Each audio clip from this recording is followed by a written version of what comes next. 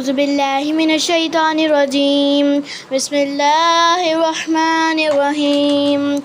والذين كفروا بآيات الله ولقائه أولئك يئسوا من رحمتي وأولئك لهم عذاب أليم. فما كان جواب قومه إلا أن قالوا اقتلوه أو حرقوه فأنجاه الله من النار. إن في ذلك لآيات لقوم يؤمنون. وقال إنما اتخذتم من دون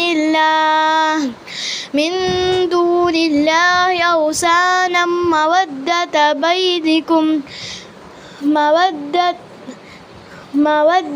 بينكم في الحياة الدنيا ثم يوم القيامة يكفر بعضكم ببعض ويلعن بعضكم بعضا ومأواكم النار وما لكم من ناصرين. فآمن له لوط وقال إني مهاجر إلى ربي إنه هو العزيز الحكيم. ووهبنا له إسحاق ويعقوب وجعلنا في ذريته النبوة والكتاب وآتيناه أجره في الدنيا وإنه في الآخرة لمن الصالحين.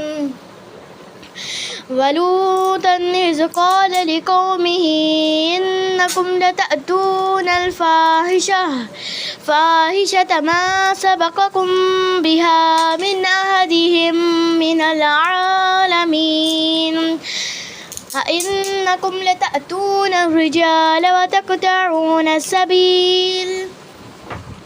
وتقطعون السبيل وتأتون في ناديكم المنكر. فما كان جواب قومه إلا أن قالوا ائتنا بعذاب الله إن كنت من الصادقين. قال رب انصرني على القوم المفسدين. ولما جاءت رسلنا إبراهيم بالبشرى قالوا إنا مهلكو أهل هذه القرية إن أهلها كانوا ظالمين. قال إن فيها لوطا قالوا نحن أعلم بمن فيها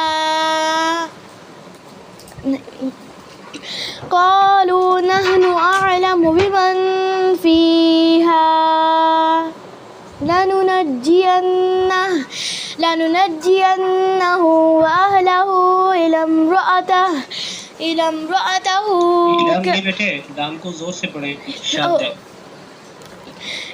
امرأته كانت من الغابرين.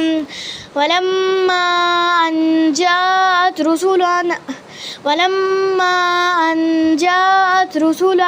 رسلنا لوطا سيء بهم وضاق بهم زرعا وقالوا لا تخف ولا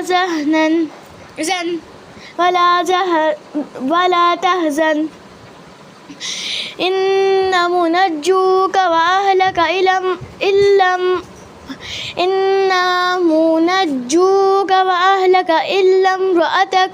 إلا امرأتك كانت من الغابرين.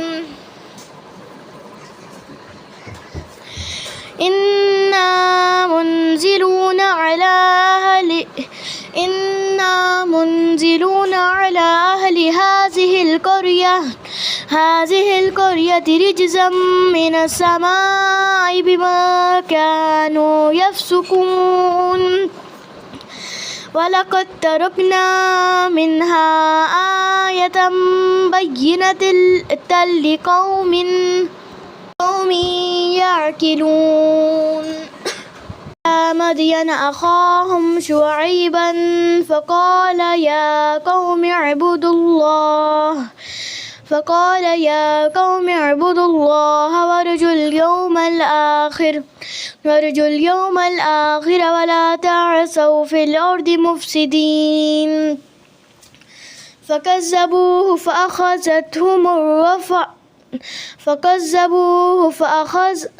فأخذتهم الرجفة فأصبحوا في دارهم جاثمين وعادا وثمود وقد تبين لكم من مساكنهم وزين لهم الشيطان أعمالهم فصدهم عن السبيل فكانوا مستبصرين وقارون وفرعون وهامان ولقد جاءهم موسى بالبينات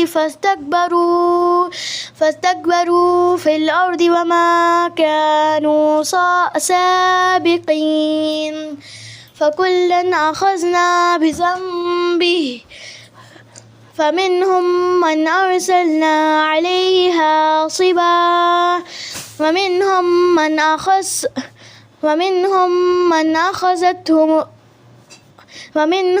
من أخذته الصيحة ومنهم من خسفنا به الأرض ومنهم من أغرقنا وما كان الله ليظلمهم ولكن كانوا أنفسهم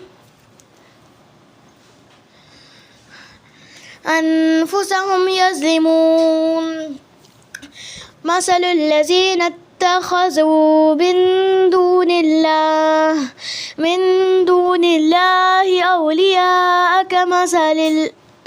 أولياء كمثل العنكبوت اتخذت بيتا وإن أوهن البيوت لبيت العنكبوت لو كانوا يعلمون إن الله يعلم ما يدعون من دونه من شيء وهو العزيز الحكيم وتلك الأمثال نضربها للناس وما يعقلها إلا العالمون خلق